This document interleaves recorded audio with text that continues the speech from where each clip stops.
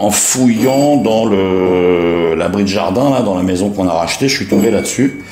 Un fer de hache forgé, je pense, qui était complètement, mais totalement croûté de rouille des deux côtés, au-dessus, en dessous. Il n'y avait pas le manche et je me suis dit que j'allais pas le jeter.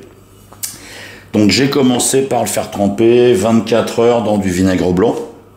Ce qui a pour effet, en fait, il y a une réaction chimique qui transforme la rouille en un autre, je crois que c'est en ferrite, une autre variété d'alliage de fer, qui part très bien à la brosse. Donc j'ai brossé, j'ai mis un coup de Scotch-Brite, et puis j'ai repris, alors on le voit ici, ça brille un peu, j'ai repris au touret à meuler l'arête de coupe qui était complètement émoussée, défoncée. Alors c'est tout sauf parfait, hein. J'ai plein d'angles qui sont pas les mêmes, parce que tout simplement j'ai pas encore remis en service mon touret à eau, où là je vais pouvoir faire un truc nickel. Mais avant de faire ça, le gros problème c'était que j'avais pas le manche. Pour le manche, c'est comme sur une pioche, hein. Ici, du côté du manche, la forme ovale est plus étroite que celle qui est ici. C'est-à-dire que le manche à l'intérieur, il est, en exagérant, il est conique, comme ça. Il s'affine. Tout ça parce que quand on manipule la hache, la force centrifuge a tendance à l'éjecter par là et il vaut mieux que ça bloque, que plus on tape, plus ça bloque. Je suis allé chez Casto Machin et ce que j'ai trouvé de plus approchant, c'est ça. C'est un manche en frêne qui est un peu trop long, qui a à peu près la bonne forme. Hein, si on regarde, il y a un peu de jeu, mais il est conique dans le bon sens. Donc là, si je pousse, je suis au maximum. Là, ça commence à bloquer. Sauf que le fer va pas assez loin et surtout, je sais pas si on va le voir à la caméra, en fait, ça bloque ici et ici, ça touche devant et derrière, mais ça touche pas sur les côtés. Ça veut dire que ce manche, en fait, il est l'ovale est un petit peu trop aplati. Donc il va falloir que je grignote ces deux côtés-là en conservant la forme, plus ou moins, jusqu'à ce que j'arrive à envoyer le fer plus ou moins jusqu'ici, quoi. Et là, je me suis souvenu qu'il y a quelques années, je m'étais fait plaisir, je m'étais acheté un jeu de Vastring Clifton. C'est anglais, c'est de la fonte, c'est de la super qualité. Celui-ci est concave, donc la forme ici est concave, la lame également est concave. Là, je l'ai réglé pour qu'il y ait un minimum de prise de copeaux. Et je vais essayer de me débrouiller avec ça. Alors, quand je dis que je m'étais fait plaisir, celui-là, c'est un concave. J'ai acheté le même en convexe.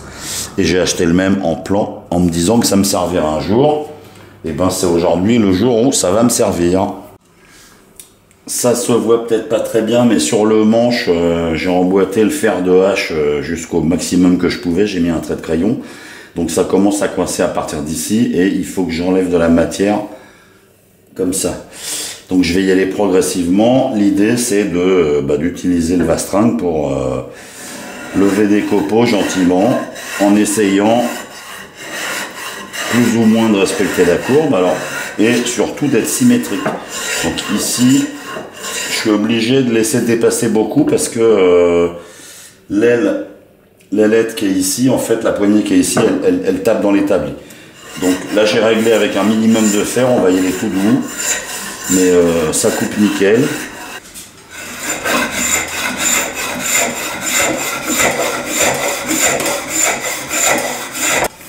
On va faire un essai. J'ai dû passer moins de 10 minutes, entre 5 et 10. Ça commence à rentrer. La forme n'est pas parfaite, mais on arrive à peu près jusque là, donc il me reste rien à toucher sur les côtés les plus fins. Il faut que je reprenne ici. Voilà, après 10 minutes de Vastring, à peu près ce que ça donne. Là, je l'ai poussé à la main. On est parti d'ici quand même, hein, à peu près, donc elle est remontée jusque là. Il reste encore ça. Je vais pas y toucher, je vais mettre un petit coup de papier de verre pour adoucir, enlever les marques. Parce que je ne sais pas en fait si le bois est très sec ou pas. Je vais pas le faire sur l'établi, mais pour l'emboîter définitivement, il faut taper très fort et avec l'inertie, elle va descendre et plus elle descend, plus c'est évasé et plus ça va se bloquer. Pour le moment, j'en sais rien. Je vais l'essayer comme ça. Il n'y a pas trop de jeu, ça n'a pas l'air de bouger.